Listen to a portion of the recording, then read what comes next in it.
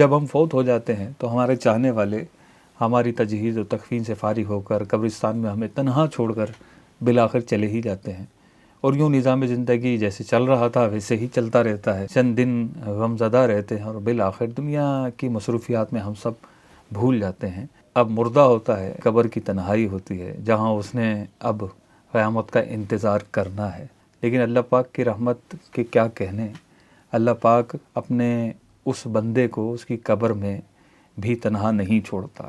رسول اللہ صلی اللہ علیہ وسلم نے ارشاد فرمایا کہ اللہ پاک اپنے بندے پر سب سے زیادہ مہربان اس وقت ہوتا ہے جب لوگ اور رشتہ دار اسے قبر میں چھوڑ کر چلے جاتے ہیں۔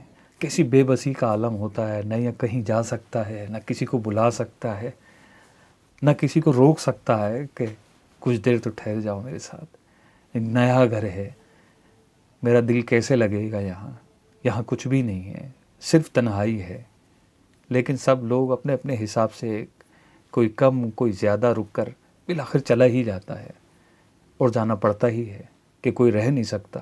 ان کی اپنی ایک زندگی ہے جو انہیں گزارنی ہے، ان سے متعلق بھی کچھ حقوق ہیں جو ان کو ادا کرنے ہیں۔ دنیا سے جانے والا تو چلا گیا، یہ تو زندہ ہیں، یہ جانے والے کے ساتھ مر نہیں سکتے، انہیں بقیہ اپنی زندگی گزارنی ہے۔ لیکن یہ تنہائی کا شکار ہوتا ہے، اور اس تنہائی میں اللہ پاک کی رحمت اس کو تنہا نہیں چھوڑتی۔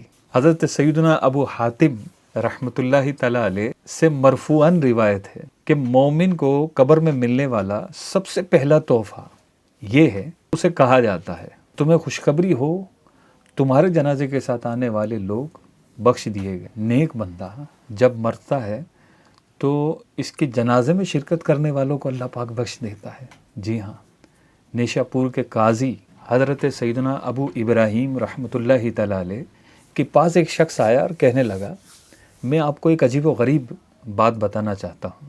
آپ نے ارشاد فرمایا وہ کیا ہے؟ تو اس نے عرض کی کہ میں کفن چور تھا، ایک دن ایک عورت کا انتقال ہوا تو میں جنازے میں اس نیت سے شریک ہو گیا کہ اس عورت کی قبر کا پتہ لگا سکوں۔ جب رات ہو گئی تو میں نے جا کر قبر کھودی اور کفن اتارنے کے لیے ہاتھ بڑھایا تو وہ مردہ عورت بول اٹھی سبحان اللہ، جنتی مرد جنتی عورت کا کفن چرا رہا ہے۔ پھر کہنے لگی کہ تو نہیں جانتا کہ تو نے میری نماز جنازہ پڑھی ہے؟ بے شک اللہ پاک نے میری نماز جنازہ پڑھنے والوں کو بخش دیا ہے۔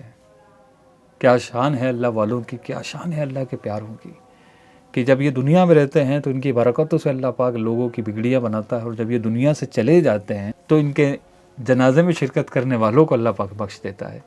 اللہ پاک ہم پر بھی اپنا رحم و کرم فرمائے۔ ملتے ہیں انشاءاللہ اگلی ویڈیو میں۔